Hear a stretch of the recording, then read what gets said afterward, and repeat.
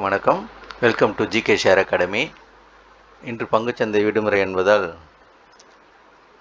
பங்குச்சந்தைக்கு புதிதாக வருபவர்களுக்காக ஒரு வீடியோ வெளியிட வேண்டும் என்று விரும்பி இந்த வீடியோவை வெளியிடுகிறேன்.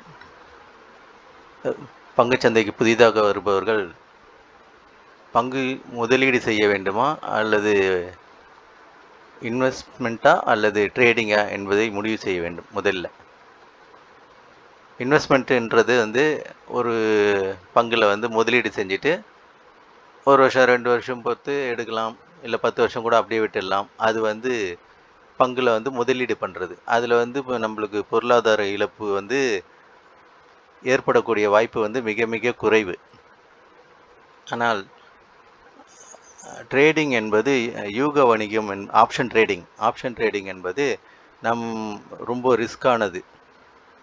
அதில் நம்ம பங்கு வணிகம் யூக வணிகத்தில் நம்ம செஞ்சோம் அப்படின்னா நம்மளுடைய பணத்துக்கான பணம் இழப்பு ஏற்படுவது அதிகமாக இருக்கும். ஆகையால் புதிதாக பங்கு சந்தைக்குள் வருபவர்கள் நம்ம என்ன செய்யணும் அப்படின்றது தெரிஞ்சுக்கிட்டு வரணும். இன்வெஸ்ட் பண்ண போகிறோமா இல்லை ட்ரேடிங் பண்ண போகிறோமா? இன்வெஸ்ட் பண்ணணும் அப்படின்னா long term investment, swing trading 2 இருக்குது. லாங் டேர்ம் இன்வெஸ்ட்மெண்ட்டுன்னா ஃபண்டமெண்டல் பார்த்துக்கலாம். ஃபண்டமெண்டல் பார்த்துட்டு ஒரு ஸ்டாக்கில் இன்வெஸ்ட் பண்ணுறது லாங் டேர்முக்கு ரொம்ப நல்லா இருக்கும். மார்க்கெட் கேப் உட்பட அதனுடைய பி ரேஷியோ எல்லாத்தையும் செக் பண்ணிவிட்டு இன்வெஸ்ட் பண்ணுறது நல்லாயிருக்கும். ஷார்ட் டேர்ம் இன்வெஸ்ட்மெண்ட்டு இல்லை ஸ்விங் ட்ரேடிங் அப்படின்னு சொன்னிங்கன்னா டெக்னிக்கல் அனலைஸ் பண்ணிடலாம். சார்ட் படி அந்த ஸ்டாக் எங்கே இருக்குது அப்படின்றத பார்த்து ஸ்விங் ட்ரேடிங் பண்ணிக்கலாம். ஷார்ட் டைம் இது ரெண்டும் நம்ம பணத்துக்கு ஓரளவுக்கு பாதிப்பு குறைவாக இருக்கும். ஆனால் யூக வணிகம் ஆப்ஷன் ட்ரேடிங் அப்படின்னு போனீங்கன்னா பணம் இழக்கிறதுக்கான வாய்ப்பு ரொம்ப அதிகமாக இருக்கும். ஏன் அப்படின்னு சொன்னால் அதில் ரிஸ்க் அதிகம். ஒரு 100 பேர் அதில் இது பண்ணாங்கன்னா 90 பேருக்கான வாய்ப்பு குறைவாக தான் இருக்குது அப்படின்னு சொல்லிட்டு அவங்களே சொல்கிறாங்க, ஷேர் மார்க்கெட்லேயே சொல்கிறாங்க. அதனால் நம்ம புதிதாக வர்றவங்க தெளிவாக வரணும். எதுக்கு வரோம், நம்ம இன்வெஸ்ட்மெண்ட் பண்ண வரோமா இல்லை ட்ரேடிங் பண்ண வரோமான்றது தெரிஞ்சுக்கிட்டு உள்ளே வாங்க. அதனால் உங்களுடைய பணம் பாதுகாக்கப்படும். ஓகேங்களா? அடுத்தது பங்குச்சந்தை என்பது ஒரு முதலீட்டு களமாக தான் நம்ம பார்க்கணும். இதில் முதலீடு பண்ணிவிட்டு ஒரு 10 வருஷம் பொறுத்து அடுத்த தலைமுறைக்கு அதை கொண்டு போகணும் அப்படின்னு நினச்சிங்கன்னா பங்குச்சந்தையில் முதலீட்டோடு நம்ம நிறுத்திட்டோம் அப்படின்னு சொன்னால் அடுத்த தலைமுறைக்கு அதனுடைய இது தாக்கம் போகும். அதை விட்டுட்டு அதை நம்ம ஒரு சூதாட்ட களமாக பார்த்தோம் அப்படின்னா யூக வர்த்தகம் என்பது ஏறக்குறைய அது மாதிரி தான். இன்றைக்கி இந்த ஸ்டாக் இவ்வளோ போகும் அப்படின்றது, இல்லை ஒரு மாதத்தில் இந்த ஸ்டாக்கு இவ்வளோ போகும் அப்படின்றது ஒரு பந்தயம் கட்டுற மாதிரி தான். அது போகலை அப்படின்னு சொன்னால் நம்மளுடைய பணம் இழக்கக்கூடிய வாய்ப்பு இருக்குது. அதனால் பங்குச்சந்தையை முதலீட்டுக்கான இடமாக பார்க்கணும். சூதாட்ட களமாக பார்த்தீங்கன்னா அதில் ரிஸ்க்கு கொஞ்சம் அதிகமாக இருக்குது.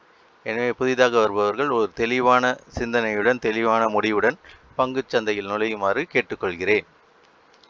அடுத்தது நம்ம இருக்கக்கூடிய ஸ்டாக்குகளுடைய டீட்டெயில்ஸ். இது அதனுடைய டாடா மோட்டார்ஸ், ஹெச்டிஎல் டெக் அது மாதிரி. இது இப்போ எல்டிபி இதனுடைய விலை.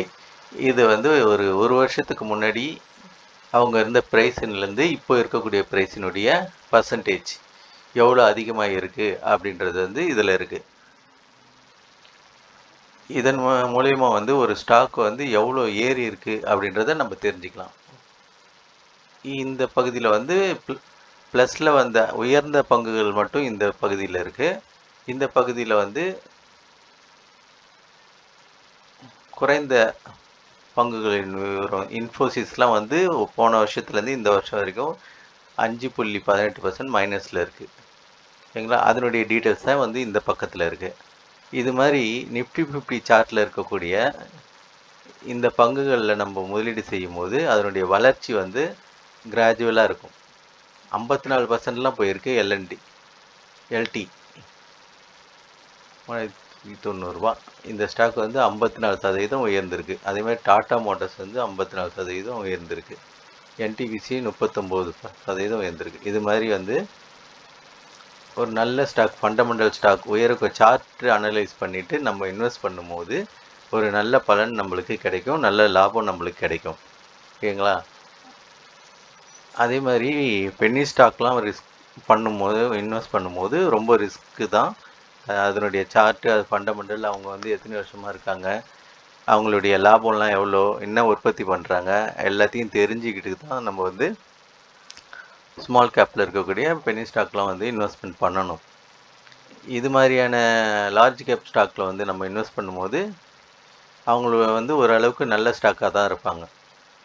ஓகேங்களா? அதனால் புதுசாக நம்ம பங்குச்சந்தைக்குள்ள வரோம் அப்படின்னா, இது மாதிரி ஒரு நல்ல ஃபண்டமெண்டல் ஸ்ட்ராங்காக இருக்கக்கூடிய, வெயிட்டேஜ் அதிகமாக இருக்கக்கூடிய பங்கில் நம்ம முதலீடு பண்ணும்போது நம்மளுடைய பணம் வந்து சேஃபாகவும் உயரக்கூடிய வாய்ப்பும் இருக்குது. ஓகேங்களா? அடுத்து நம்ம நிஃப்டி 50 சார்ட் மூலயமா நம்ம இன்னும் விரிவாக பார்ப்போம். பங்குச்சந்தையில் வந்து முதலீடு செய்யணும் அப்படின்னா, ஏன் நான் வந்து ரிஸ்க்கு கம்மி அப்படின்னு சொல்கிறேன் அப்படின்னா, முதலீடு செய்யும் போது இந்த சார்ட்டை பார்த்தீங்கன்னா தெரியும், இது ஒரு நிஃப்டி 50 சார்ட். அது இதில் 2010 4,000 ஏறக்குறைய 5,000 இருந்தது. நிஃப்டி 50 சார்ட்டில் 5,000 இருந்தது. இன்றைக்கி 23 வந்து ஏறக்குறைய 19,000 20,000 20,000க்கு மேலே போயிட்டு தான் இப்போ 19,000 சில்லறையில் இருக்குது. இது மாதிரி 5,000லேருந்து இன்றைக்கி 3 மடங்கு வந்து அதிகமாகிருக்கு. இதில் எப்படி நம்மளுடைய பணம் இழக்கக்கூடிய அபாயம் இருக்குன்னு நினைக்கிறீங்க? வெயிட் பண்ணிங்கன்னா 5 வருஷத்துலேயே 10 வருஷத்துலேயே அப்படியே டபுள் ஆகக்கூடிய வாய்ப்பு தான் வந்து முதலீட்டில் இருக்குது. நல்ல ஃபண்டமெண்டல் ஸ்டாக்காக பார்த்து அனலைஸ் பண்ணிட்டு போட்டோம்னா முதலீடு வந்து இரட்டிப்பாக ஆகக்கூடிய வாய்ப்பு வந்து அதிகம். யூக வணிகத்தில் அது இல்லை. ஓகேங்களா? இது பார்த்தாலே உங்களுக்கு சார்ட்டை பார்த்தாலே தெரியும். ஆவரேஜாக கிராஜுவலாக இன்க்ரீஸ் ஆகிக்கிட்டே தான் வந்திருக்கு. இதில் வந்து நிதி இழப்பு வந்து ரொம்ப ரொம்ப குறைவு. அதனால் இன்வெஸ்ட் பண்ணணும் அப்படின்ட்டு வந்தீங்கன்னா நல்ல ஃபண்டமெண்டல் ஸ்டாக்காக பார்த்து அனலைஸ் பண்ணிவிட்டு அதில் முதலீடு பண்ணுங்கள். மற்றபடி பங்குச்சந்தைன்றது வந்து உங்களுடைய எதனா முதலீடு பண்ணணும் அப்படின்னா அது உங்கள் சொந்த ரிஸ்க்கு தான். இந்த நிகழ்ச்சி வந்து எந்த ஸ்டாக்கையும் வாங்குங்கன்னு சொல்லலை, முதலீடு பண்ணுங்கன்னு சொல்லக்கூடிய நிகழ்ச்சி கிடையாது. வந்து இன்வெஸ்ட் பண்ணும்போது இது வந்து ஒரு எஜுகேஷன் பர்பஸ்க்கு தான் வந்து முதலீடு பண்ணும்போது மிகுந்த கவனத்துடன் பண்ணணும்னு கேட்டுக்கிறோம். அது மாதிரி நிஃப்டி 50 பார்த்தோம். ஏறக்குறைய 2010 5,000 இருந்த நிஃப்டி 50 இன்றைக்கி வந்து 20,000 வந்திருக்கு. ஓகேங்களா? ஏறக்குறைய 3 மடங்கு அதிகரிச்சிருக்கு. 3 மடங்கு 4 மடங்கு அதிகரிச்சிருக்கு. இது பார்த்துங்க. அடுத்தது வந்து வரக்கூடிய காலகட்டத்தில் உயர வாய்ப்புள்ள ஒரு 10 பங்குகளை வந்து நம்ம இப்போ பார்க்கலாம். NMDC இது நல்ல டிவிடெண்ட் கொடுக்கக்கூடிய ஸ்டாக், நல்ல ஃபண்டமெண்டல் இருக்கக்கூடிய ஸ்டாக் தான். இது பாருங்கள், சார்ட் ஒரு சின்ன பிரேக் அவுட் ஆகிருக்கு. 220 கிட்ட போகக்கூடிய வாய்ப்பு இருக்குது 180 ஓகேங்களா? அடுத்தது வந்து வெல்ஸ்பன் இந்தியா. இதுவும் நல்ல 2021 கீழே டவுனில் வந்தது. 22 5ஆம் மாதம் வரைக்கும். அதுக்கப்புறம் திருப்பி கொஞ்சம் மேலே போயிடுச்சு, திருப்பி டவுனில் வந்துட்டு திருப்பி இப்போ ஒரு நல்ல ரேலி இருக்குது. 4 மாதமாக மேலே போயிட்டுருக்கு, 4-5 மாதமாக. இன்னும் உயரக்கூடிய வாய்ப்பு இருக்குது வெல்ஸ்பன் இந்தியா.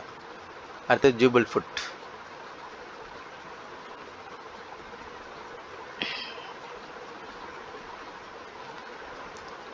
ஜூபிள் ஃபுட் பார்த்திங்கனாலும் 2017 கிராஜுவலாக மேலே தான் வந்திருக்கு.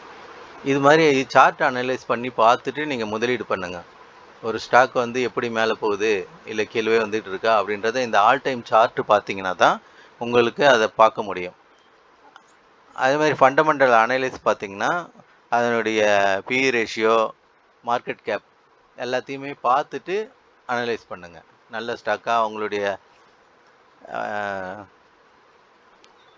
அவங்க என்ன உற்பத்தி பண்ணுறாங்க, எவ்வளோ லாபம் அடைகிறாங்க, நெட் ப்ராஃபிட் எவ்வளோ எடுக்கிறாங்க வருஷத்துக்கு, அது வந்து குறைஞ்சிருக்கா லாஸில் இருக்கா, எல்லாத்தையுமே வந்து செக் பண்ணிட்டு தான் நம்ம வந்து பங்கு வர்த்தகம் முதலீடு செய்யணும். ஓகேங்களா? இப்போ வந்து ஜூபிள் ஃபுட் இதுவும் வந்து உயரக்கூடிய வாய்ப்பு இருக்குது. ஒரு சின்ன பிரேக் அவுட் ஆகிருக்கு, உயரக்கூடிய வாய்ப்பு இருக்குது. அடுத்தது வந்து அலம்பிக். ஃபார்மா செக்டார் நினைக்கிறேன். ஒரு முதலீடு பண்ணணும் அப்படின்னு முடிவு பண்ணிட்டோம்னா, டைவர்சிஃபைடாக முதலீடு பண்ணணும். ஒரே செக்டாரில் எத்தனை போய் முதலீடு பண்ணிங்கன்னா, அந்த செக்டார் டவுன் ஆயிடுச்சுன்னா, பங்குகளுடைய விலை குறையக்கூடிய வாய்ப்பு இருக்குது. அதனால் இன்வெஸ்ட்மெண்ட் வந்து ஒரு பல்வேறு செக்டாரில் வந்து டைவர்சிஃபைட் பண்ணி இன்வெஸ்ட் பண்ணணும். ஃபார்மா இருக்குது, ஐடி இருக்குது, மெட்டல் இருக்குது, பிஎஸ்சி பேங்க் இருக்குது. பேங்க் செக்டார்லாம் வந்து நல்ல பேங்க்காக பார்த்து இன்வெஸ்ட் பண்ணிங்கன்னா பணம் டபுள் ஆகக்கூடிய வாய்ப்பு இருக்குது. பிஎஸ்சி பேங்க் செக்டார் உட்பட என்னென்ன செக்டார் இருக்குதுன்னு நான் காமிக்கிறேன். ஓகேங்களா. அடுத்தது வந்து சேம்பர் ஃபெர்டிலைசர். இது இப்போ நான் சொன்ன செக்டார் வந்து எல்லாமே வந்து வேறு வேறு செக்டாராக இருக்கும்.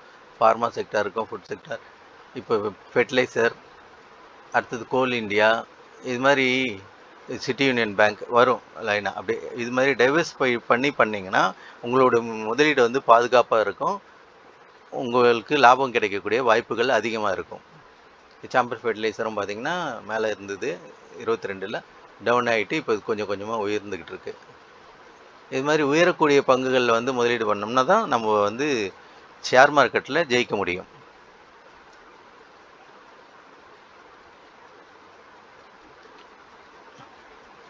அடுத்தது கோல் இண்டியா. கோல் இண்டியாவும் ஒரு சின்ன பிரேக் அவுட் ஆகி போய்கிட்டு இருக்கு, மேலே இருக்கக்கூடிய வாய்ப்பு இருக்குது.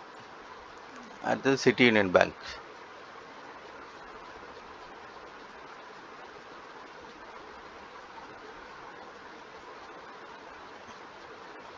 சிட்டி யூனியன் பேங்க் பார்த்திங்கனாலும் ரொம்ப நாளாக இங்கேயே ஆடிக்கிட்டு இருக்கு.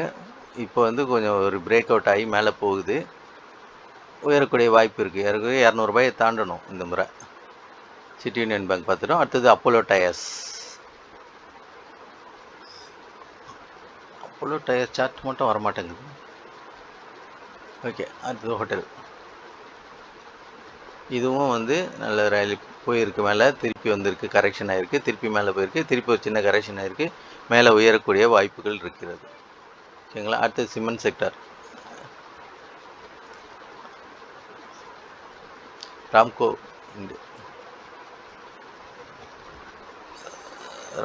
பார்த்திங்கன்னா ஓகே, மேலே தான் இருக்குது.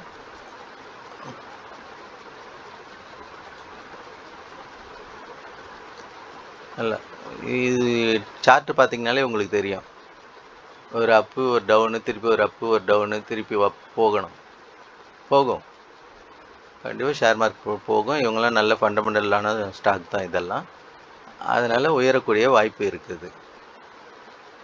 இந்த நிகழ்ச்சி வந்து ஒரு எஜுகேஷன் பர்பஸ்க்காக தான். எந்த ஸ்டாக்கையும் வாங்குங்கன்னு சொல்கிறது இல்லை, எந்த எதுலேயும் இன்வெஸ்ட்மெண்ட் பண்ணுங்க அப்படின்னு சொல்லக்கூடிய ஒரு நிகழ்ச்சி இல்லை. பங்குச்சந்தை முதலீடு என்பது உங்களுடைய சொந்த விருப்பத்தை பொறுத்தது. எனவே பங்குச்சந்தை முதலீடு செய்வதற்கு முன் அதற்கான ஒரு நல்ல ஆலோசகரை அணுகி முதலீடு பண்ணுங்க. இன்றைய நிகழ்ச்சிகளில் இடம்பெற்றக்கூடிய தகவல்கள் அனைத்தும் உங்களுக்கு பயனுள்ளதாக இருக்கும் என்று நம்புகிறேன். நம்ம சேனல் மேலும் வளர சப்ஸ்கிரைப் பண்ணுங்கள், லைக் பண்ணுங்கள். இது மாதிரி மேலும் பல பயனுள்ள தகவல்கள் உங்களுக்கு கிடைப்பதற்கு இந்த சேனலை சப்ஸ்கிரைப் பண்ணுங்கள். நன்றி, வணக்கம்.